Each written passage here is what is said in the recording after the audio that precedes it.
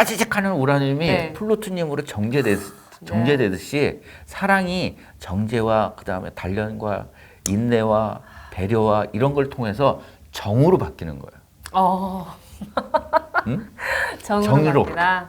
정이 이제 그 수소 폭탄 같은 화목 이거 아닌데.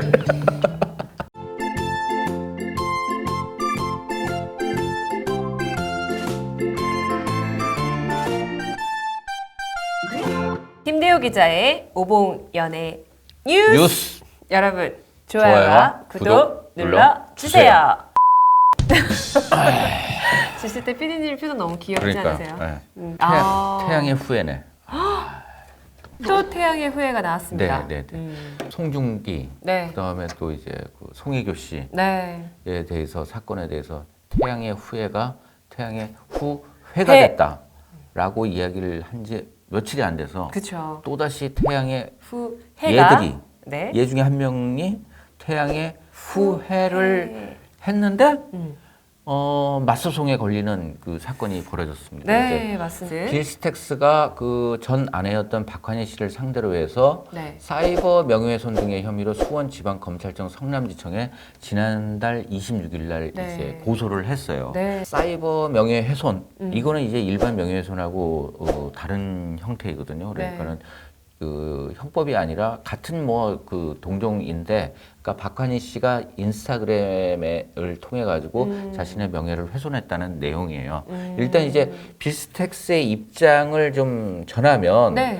이 두 사람은 이제 2011년도에 결혼을 해서 2013년도에 이혼을 했습니다. 네. 그러면서 이혼을 하면서 박환희 씨는 친권과 양육권을 포기하고 아이 엄마의 책임으로서 매달 90만 원씩 이 빌스텍스에게 보내주기로 했는데 네. 양육비를 보내주지 않았다라고 주장을 하고 있고 네. 그래서 이제 현재 5천만 원가량의 양육비가 지급되지 않은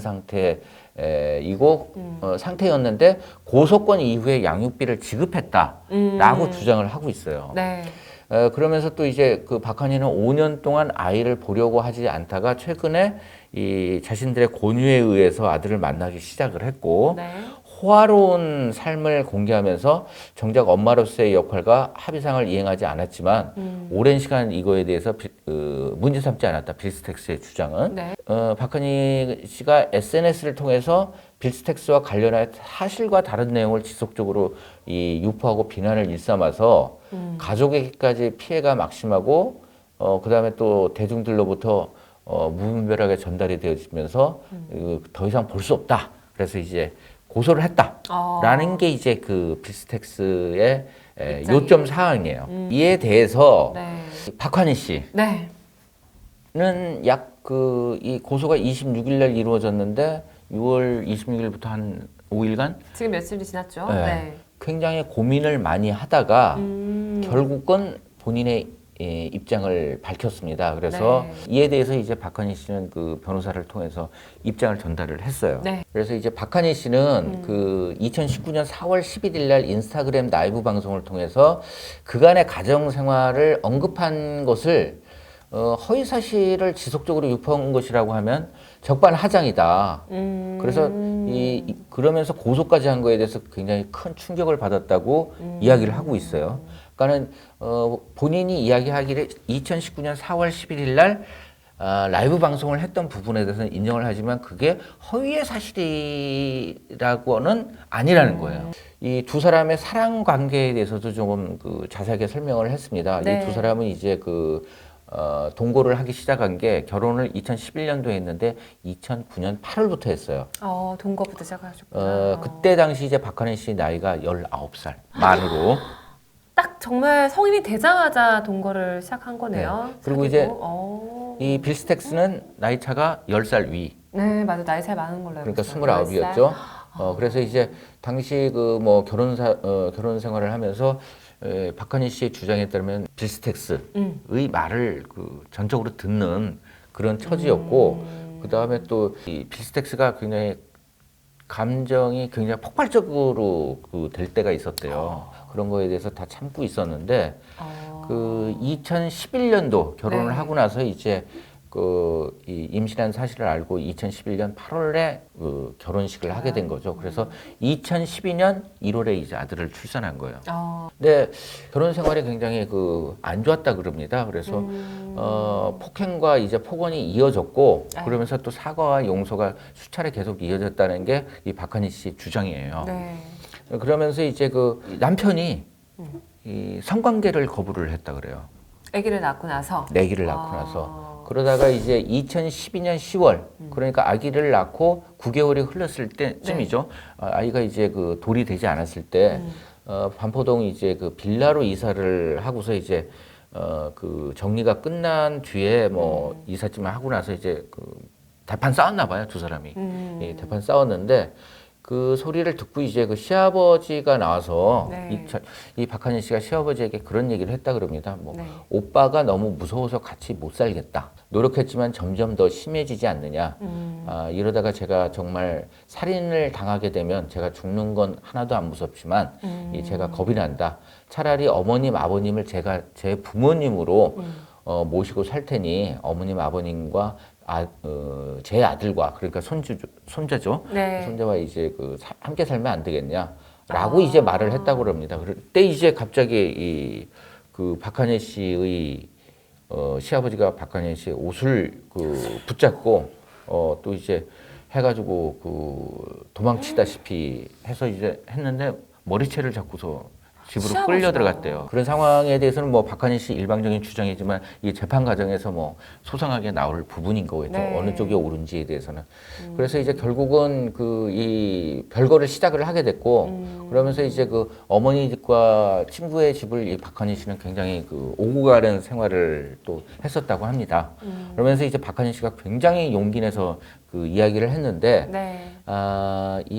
그 기간 동안에 잠깐의 외도를 했다 그러고 솔직하게 이야기를 했어요. 박한희가 이제 병원에 입원해 있는데 네. 자고 있는 사이에 이제 핸드폰을 빌스텍스가 열어보고 이 당사자를 불러냈다고 합니다. 그래서 이제 당사자를 불러내서 이제 외도한 당사자를. 네. 각서를 쓰게 했다고 해요. 그래서 이제 그것을 빌미 삼아서 이혼이 이제 성립이 돼서 2012년 12월 24일 날 이혼 조건이 성립이 됐다고 합니다. 그러니까 이제 뭐 빌스텍스가 이야기하는 것처럼 이혼의 사유는 뭐 외도 부분이 있기 때문에 뭐 그러해요. 한데 뭐 결국은 이제 가정법원에 협의 이혼 의사 확인 신청서를 제출하고 뭐 매달 90만 원 면접 교섭권은 매주 둘째 주, 넷째 주 토요일 10시부터 일요일 18시까지 정해져 있어요. 문제는 근데 박한희 씨의 주장에 따르면 이것이 아이를 데리고 와서 엄마랑 있는 게 아니라 네.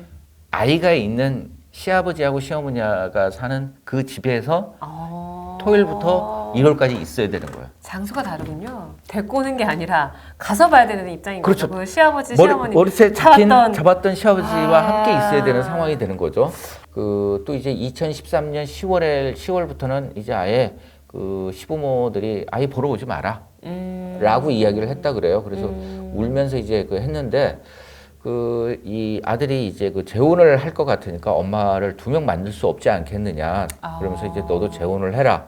아들을 잊어버리고 너 아들을 위하는 것이다. 라고 이제 이 면접을 하겠다는데 완강하게 이 시부모 쪽에서 거부를 했다고 합니다. 네. 그리고 또 이제 곧바로 이 빌스텍스는 전화번호를 바꿔가지고 네. 박한희 씨가 연락을 할 수 없었다는 게 박한희 씨의 주장이에요. 그러면서 이제 시간이 흘렀고 뭐 2017년 9월에 느닷없이 아들을 보러 오라고 카톡이 왔다 그러는 거예요. 빌스텍스한테. 네. 그 이유가 카톡에 남아있지만은 자신의 여자친구가 그렇게 하는 것이 좋겠다라고 이야기를 했기 때문에 친엄마를 보러 오라고 한 거겠죠. 네. 그래서 이제 아들 면접 교섭 문제로 이제 연락을 할 때 이제 곧바로 이제 애인이라는 사람이 끼어들었고 뭐 아들 사진에 박한희가 이제 아들 사진을 올린 것에 대해서 뭐 거짓말의 극혐이다 이렇게 표현을 했다고 합니다. 상대방이. 근데 이제 그러면서 이제 면접 교섭권 뭐 5년간 만나지 않았다 이 부분에 대해서 박한희 씨는 자신은 만나려고 했고 이런 상황 때문에 만나지 못했었다는 거에 대해서 하기 때문에 네. 이 부분에 대해서 박한희 씨가 빌스텍스를 상대로 해서 명예훼손 소송을 하겠다는 거예요. 그러니까. 그다음에 이제 양육비 문제. 월 90만 원씩 박한희 씨가 빌스텍스에게 양육비로 이제 90만 원씩 보내기로 했는데 이 와. 부분에 대해서 돈을 안 줬다는 게 빌스텍스 주장이잖아요. 그렇죠. 한데 이 부분에 대해서 네. 이 박한희 씨는 2012년 12월부터 2013년 7월까지 매달 잘 지급을 했다고 합니다. 근데 그 이후에 이제 소득이 감소해가지고 연간 수입이 86만 원이었다 그래요. 연간 수입이요. 2013년도에 그리고 또 2014년도에 42만 원. 연간 수입 네. 말하는 거죠? 네. 2015년 연간 수입은 마이너스 4,800만 원. 갑자기 떨어지네요 또. 네. 2016년에는 연간 수입이 1,162만 원. 이건 뭐 정확하게 소득세 신고를 해야 되는 부분이니까는 네, 나올 수밖에 없는 부분인 거고 4년간 순수입을 따져보면 이제 마이너스 3,598만 원인 거예요. 한 상황에서 어떻게 보낼 수 있었겠느냐.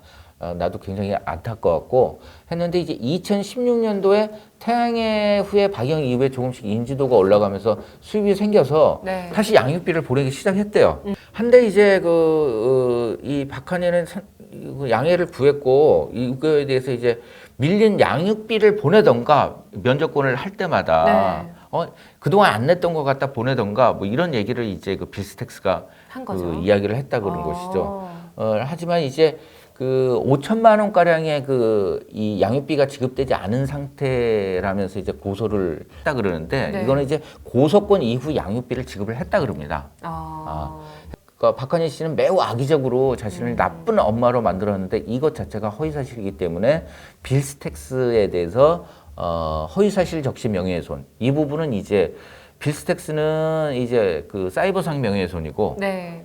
이 박한희 씨는 허위사실 적시 명예훼손으로 그 고소를 한 상황입니다. 와. 그래서 이제 뭐 문자 내용 뭐 등등이 증거가 또 있다는 거죠. 예, 그러면서 아들을 정말 사랑하고 양육권자 지정 변경 신청도 이제 함께 할 것이라는 게 이 박한희 씨 주장인데 이 부분은 뭐 상황들에 대해서 뭐 누구 편일 수는 없겠지만 뭐 그쵸. 법률적으로 가져야 될 부분이겠지만은 이 박한희 씨 같은 경우에는 사실 약점이잖아요. 이혼을 하게 된 계기가 외도였었다는 부분에 대해서 털어놓을 정도라면 이 뭐랄까요? 뭐 거의 다 보여주면서 진실을 이야기하고 있지 않나 하는 게 제 30년 그 연예인들을 만나본 생각으로서도 조금 그쪽으로 기우는 편이고 빌스텍스의 주장도 일부 이제 맞는 내용도 있긴 하지만 이 정도 차이는 매우 크기 때문에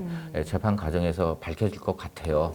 근데 이제 네, 저는 가슴 아픈 게 고소한다는 사실을 듣고 이제 이 빌스텍스는 그런 얘기를 합니다. 그래서 어떤 얘기냐면 네. 이혼 규책 사유가를 스스로 밝힐 정도로 당당하면서 여론몰이가 아닌 법정에서 시시비를 가리겠다.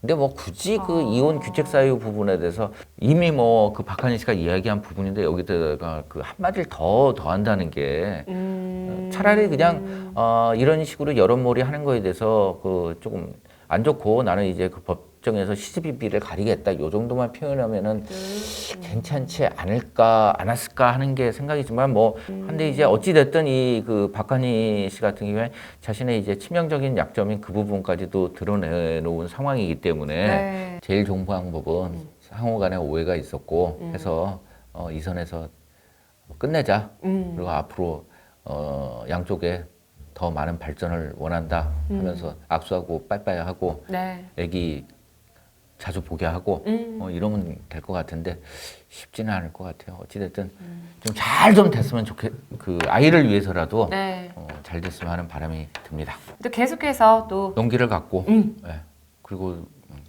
했으면 좋겠습니다. 자, 계속해서 여러분들의 힘이 필요합니다. 여러분들의 좋아요와 구독 눌러주세요.